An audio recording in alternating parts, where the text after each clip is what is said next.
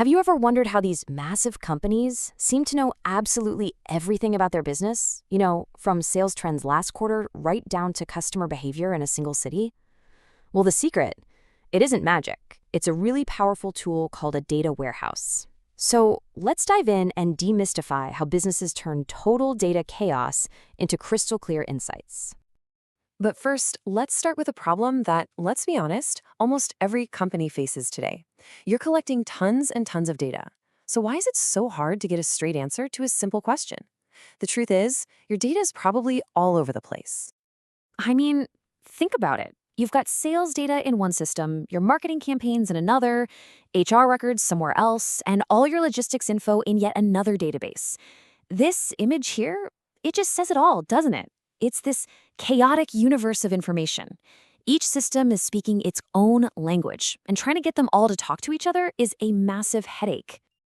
Okay, so here's our game plan. We'll kick things off with this data problem, and then we'll introduce the warehouse as the solution. After that, we're going to peek under the hood at its engine room, see where it fits in the whole data ecosystem, and finally find out how it unlocks those powerful business insights. So, this brings us to the hero of our story, the data warehouse. Its whole reason for being is to step right into this mess and create a single, unified, and totally reliable source of information for the entire organization. So what is it exactly? Well, a data warehouse is a special kind of database. It's not for running your day-to-day business, nope. It's designed specifically to pull in copies of data from all those different systems we just talked about, and then organize them in a way that's absolutely perfect for analysis and reporting. And this right here, this is the ultimate goal. After all that data is collected, cleaned up, and organized, the data warehouse becomes what everyone calls the single source of truth. It's that one reliable data set that everybody in the company, from the CEO down to a marketing analyst, can actually use and trust to make smart decisions. Right, so how does this actually happen? I mean, how does messy, raw data from dozens of places get transformed into that perfect single source of truth? It's time to pop the hood and take a look at the engine room. The core process is called ETL. It stands for extract, transform, and load, and it's basically the fundamental assembly line for data. It's simple, really. First, you get the data, then you clean it up, and finally, you put it where it needs to go. Okay, so let's look at that first step, extract. You can think of it like a giant funnel. The ETL process reaches out to all those different operational databases, the ones handling daily transactions. We'll talk more about those in a sec. And it just pulls all that raw data into one central place. But you can't just dump all that raw data straight into the warehouse. No way. First, it goes to this temporary staging area. This is the transform step, and it is absolutely crucial. Here, the data gets validated, errors get fixed, formats are standardized, maybe sensitive info is removed for compliance. This is the step that guarantees the data is trustworthy. A second ago, I mentioned those operational databases that handle daily transactions. Well, those are called OLTP systems. And it's super important to know how they're different from the system in a data warehouse, which is called OLAP. So an OLTP system is like a cash register. It needs to be crazy fast at writing new info, like recording a sale.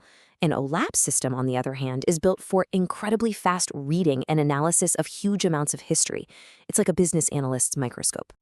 So what's the secret sauce that makes OLAP so fast for analysis? A lot of the time, it's a technology called a columnar database. See, instead of storing data in rows like a regular database, it stores it in columns. This means if you want to analyze, say, sales totals for the year, the database can just read the sales amount column and ignore everything else. We're talking queries that could take hours on a normal database, finishing in seconds. That's the power. All right, so a data warehouse doesn't exist in a vacuum. It's a key player in a much larger data ecosystem.